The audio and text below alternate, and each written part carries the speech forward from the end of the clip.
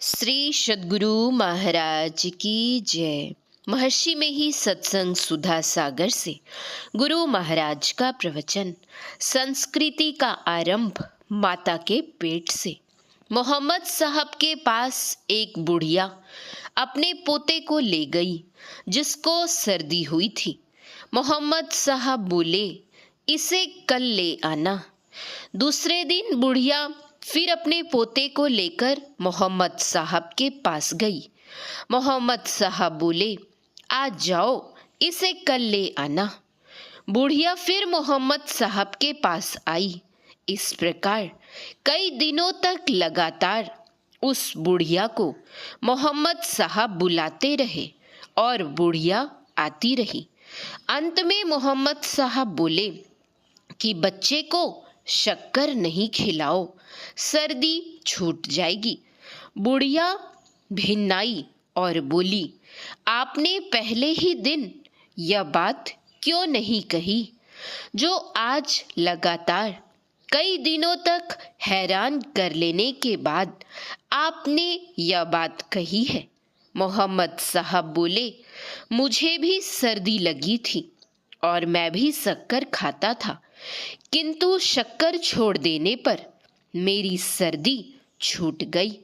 यदि मैं शक्कर खाता और दूसरों को शिक्षा देता कि शक्कर मत खाओ तो इसका कोई प्रभाव नहीं पड़ता।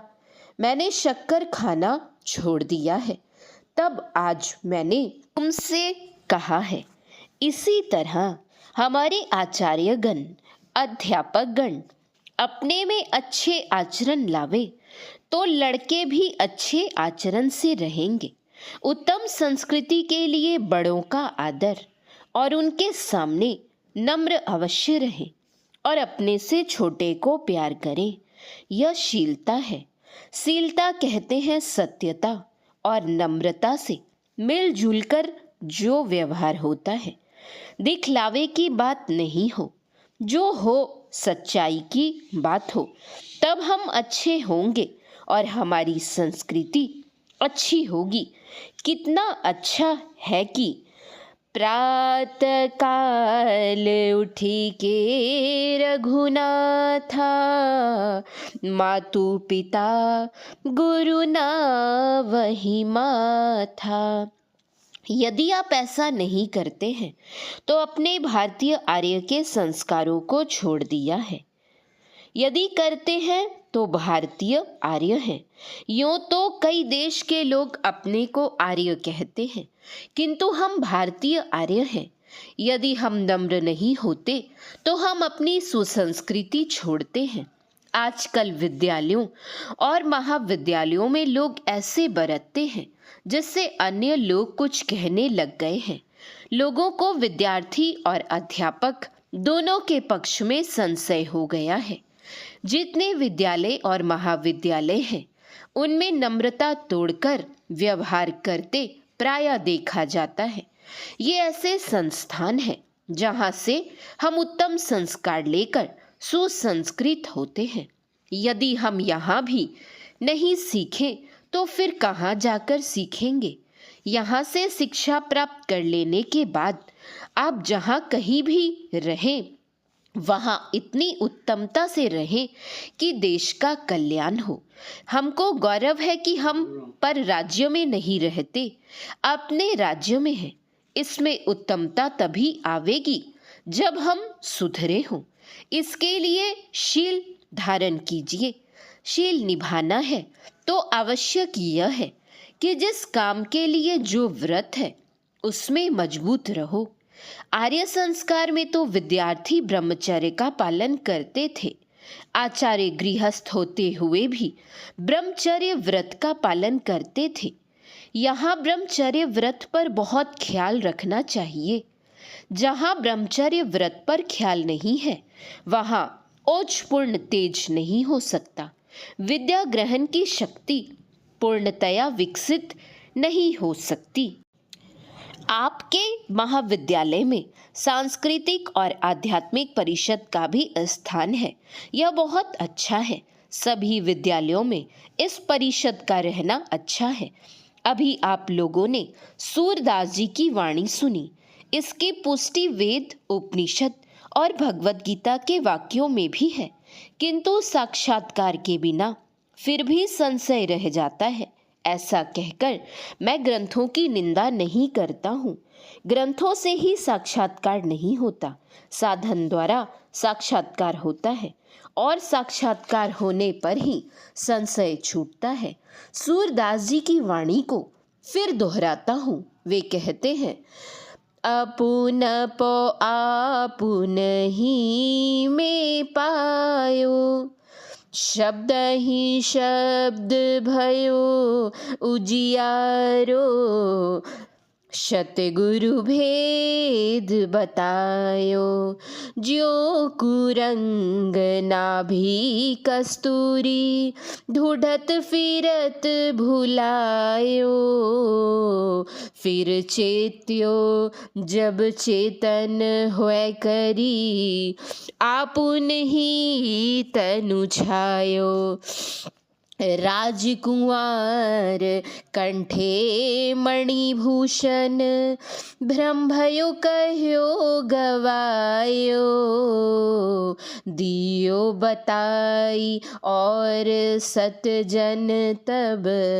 तनु को पाप नशायो, सपने माही नारी को भ्रम भयो, बालक कहूँ हिरायो, जागी लखियो ज्यों को त्यों ही है, ना कहूँ गयो ना आयो, सूरदास समुझे कि यह गति, मन ही मन मुस्कायो, कही न जाए या सुख की महिमा, ज्यो गुंगो गुर खायो। पहले श्रवण मनन अवश्य चाहिए, इसके बाद फिर अभ्यास भी करना चाहिए। सुनिए, समझिए और अपने अंदर में चलिए। जब तक अपने अंदर नहीं चले तब तक आध्यात्मिकता पूरी हो नहीं सकती। आत्मा की तरफ लोग दो तरह से चलते हैं। एक आत्म उपासी बनकर अपनी खोज में आप जाते हैं, यह ज्ञान का पथ है। दूसरा भक्ति मार्गी बनकर, वहाँ भक्त भक्ति भगवंत तीनों यानी त्रिपुटी रहती है।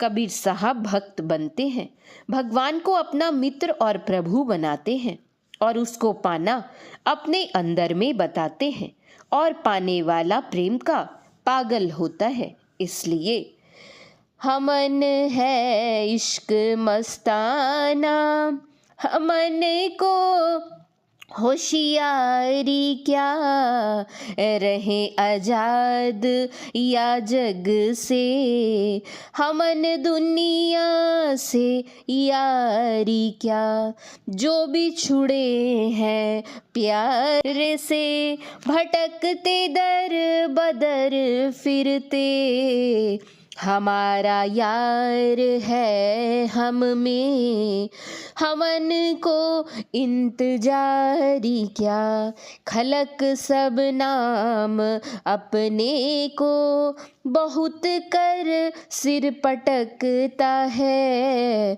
हमन गुरु नाम साचा है, हमन दुनिया से यारी क्या, न पल बिछुड़े पिया हमसे, न हम बिछुड़े पियारे से, उन्हीं से नेह लागी है, हमन को बेकरारी क्या, कबीरा इश्क का माता, दुई को दूर कर दिल से, जो चलना रहा नाजुक है, हमन सिर बोझ भारी क्या।